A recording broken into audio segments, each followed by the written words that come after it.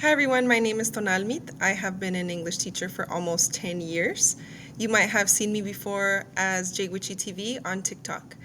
Today I will be going over an English language arts lesson to analyze Kendrick Lamar's halftime Super Bowl performance. If you like this lesson, please hit the follow and click like, leave comments. You are free to take screenshots of this lesson and put it on some slides. I will also be posting the handouts on Teachers Pay Teachers if you'd like to purchase and support me in that way. Otherwise, feel free to create your own documents and just click pause to be able to use the resources that I'm providing for you all for this lesson. So here is my 2025 Super Bowl halftime show analysis created by me, Tonalmit.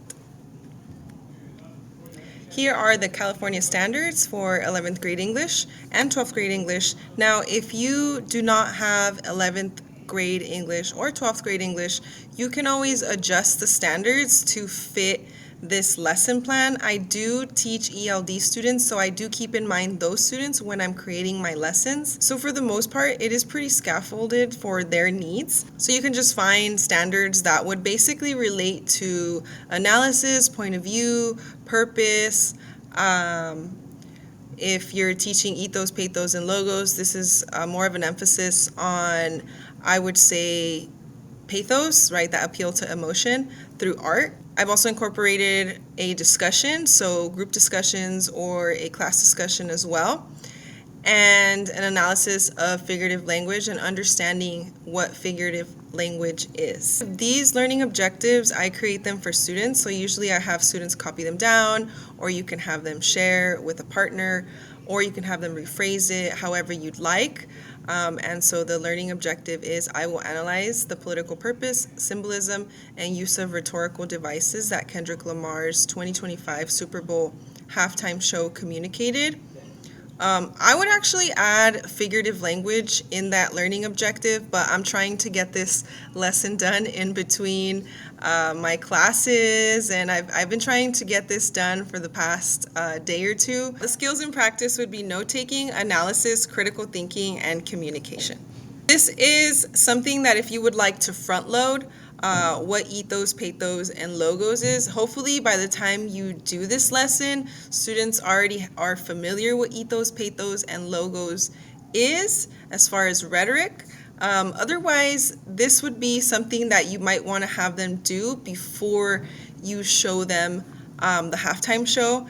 I'm specifically focusing on pathos and that appeal to emotion through figurative language, symbolism, etc. And again, you can feel free to take a screenshot, put this on your slides.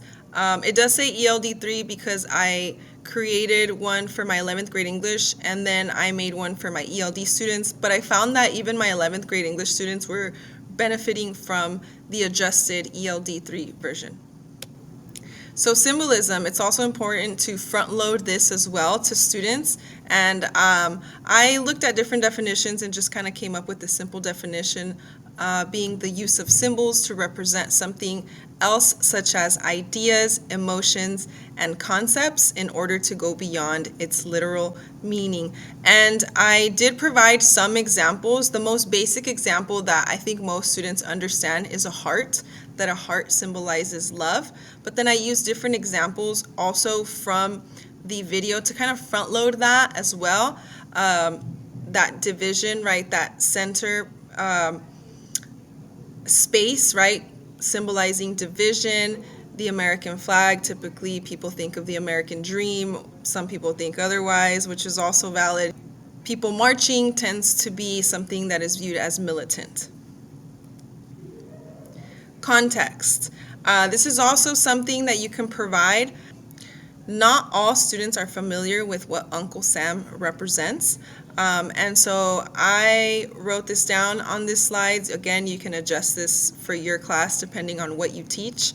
Uncle Sam is a personification of the U.S. government, and it's an American symbol that was used to encourage people to join the military. So it is said that he was a real person, and Samuel Wilson is said to have been a meat packer from New York that supplied the military with beef during the war.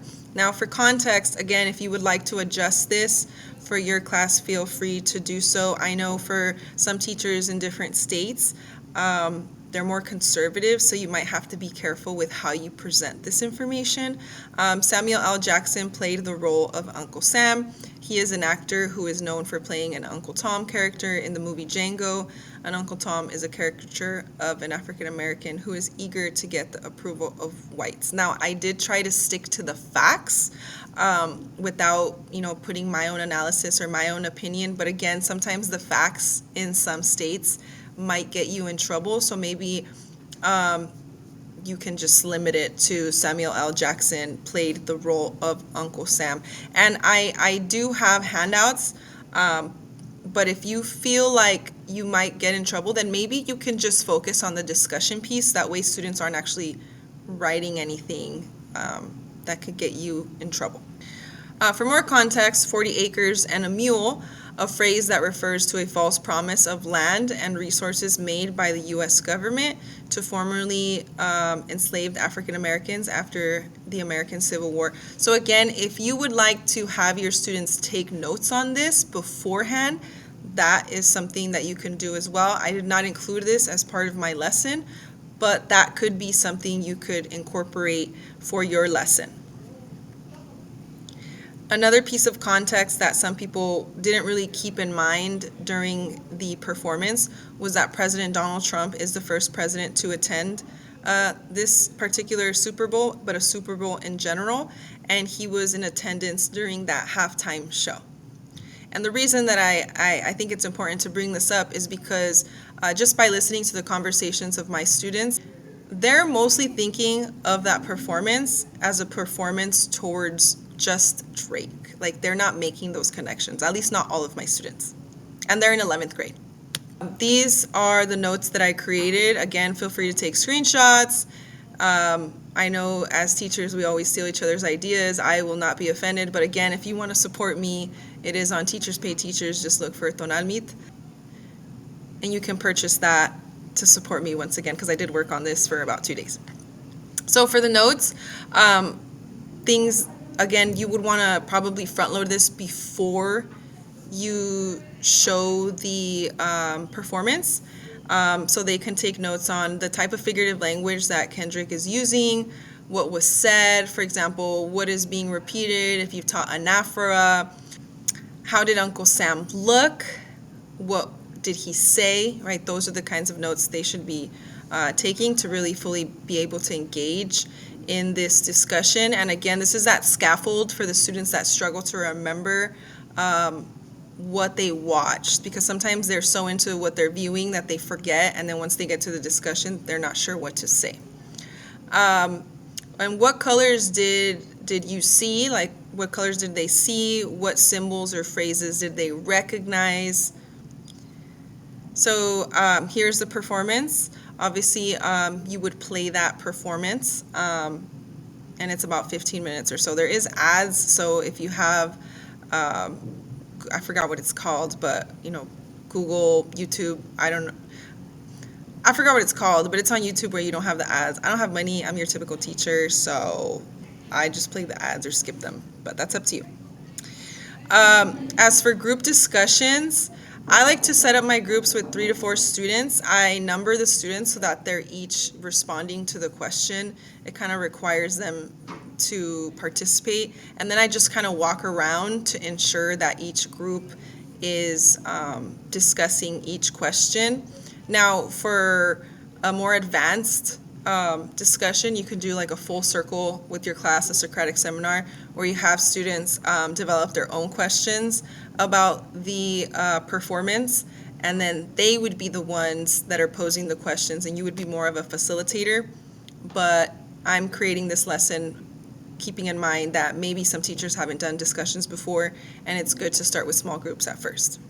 Although I have started with the bigger group, so feel free to do that. And then you would go into that discussion. The way that I like to do it is I say the question out loud, and then I have the students discuss each question at a time. So I give them roughly it usually takes like 4 to 5 minutes for each group to say their responses. But just remember to remind students that they need to be typing their peers' responses and what they understood from that question. Like, how does Kendrick Lamar use figurative language to appeal to emotion? Same thing goes for what is the purpose of Samuel L. Jackson's narration as Uncle Sam?